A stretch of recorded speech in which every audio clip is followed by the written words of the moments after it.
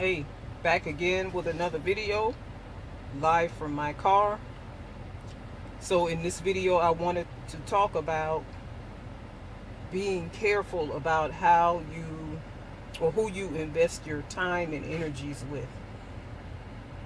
Um, there's a lot of people around us that are emotional and energy vampires. Some of them know that they are, and some of them don't.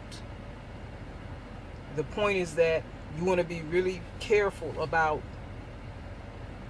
who you spend your time with, because a lot of these people who are emotional and energy vampires vibrate on a really low frequency.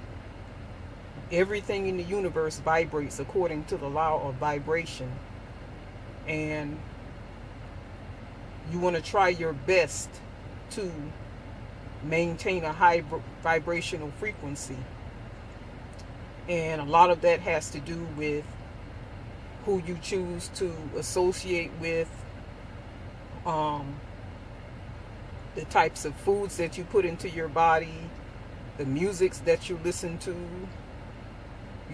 everything that you expose yourself to, your thoughts, your emotions, all of that has an impact on your vibrational frequency. And when you're not vibrating on a high frequency, it's very hard to manifest abundance and positive things into your life. So you want to try to avoid or limit your interactions with people who are always negative. Those people who always seem to be angry about something. They complain, they whine, they say that they have bad luck. Nothing ever seems to go right in their life. They're always begging you for money, asking you to do favors, but they can't reciprocate.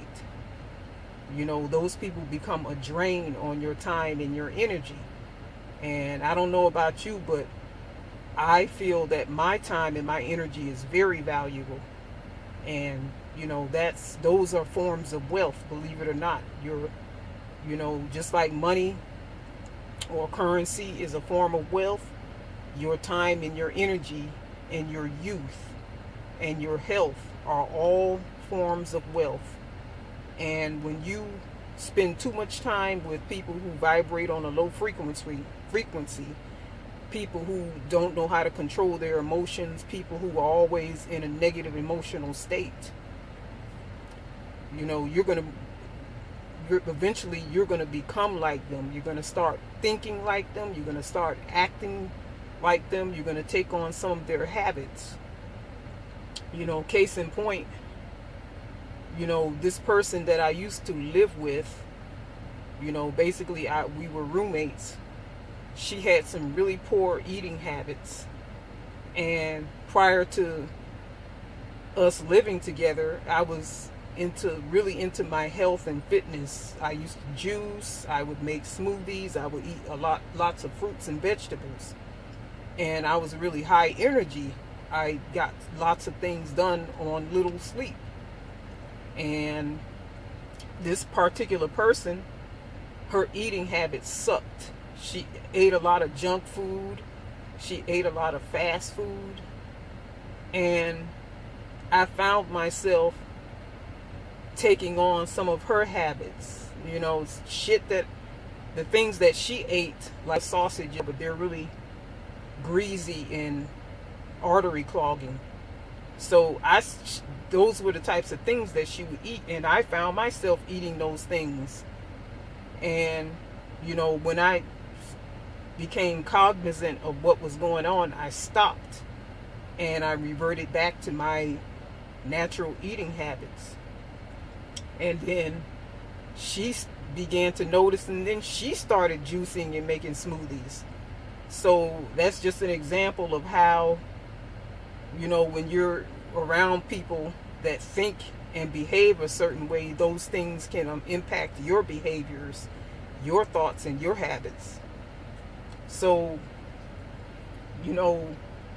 sometimes it's painful to eliminate or to avoid certain types of people in your lives, but that's what you have to do if you want to rise to higher levels and to improve.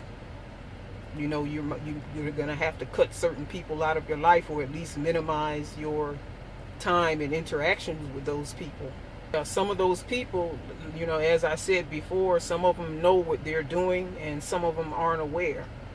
You know, in the case of people who aren't aware, you know, I would suggest sitting down and having a talk with those persons to try to make them understand what it is that they're doing to themselves by, you know, always being in a negative emotional state. You know, try to help them, and if if you see signs that they are trying to help themselves, then I would say it's fine to work with those people to help them get better, as long as they don't become too much of an emotional, psychological, or energy and time drain on you. Otherwise, I would distance myself from those people if they're not willing to change for the better. But it's just like when I was saying before, your energy and your time is worth something. I would compare your energy and time almost to stocks in a company, or you know, when you invest your time, it's almost like you're investing in a company. And professional investors, professional traders, before they invest their time in anything or invest their money into anything, they do their research. And it should be the same with allowing certain people to come into your life.